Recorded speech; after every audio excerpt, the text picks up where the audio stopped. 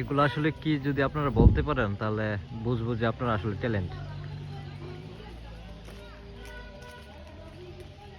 মানে আকাশে কত লম্বা সাপ, অদৃশ্য সাপ, যেই সাপ দেখা যায় না, ঠিক আছে।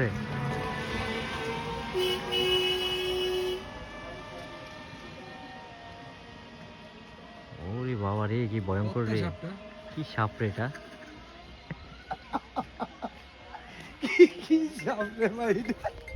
ভাই এগুলা কিন্তু সাপ, বুঝছেন, মানে কি পরিমাণ বড়, মানে অদৃশ্য সাপ আর কি। এই সাপ দেখা যায় না, একমাত্র মোবাইল দিয়ে দেখা যায়।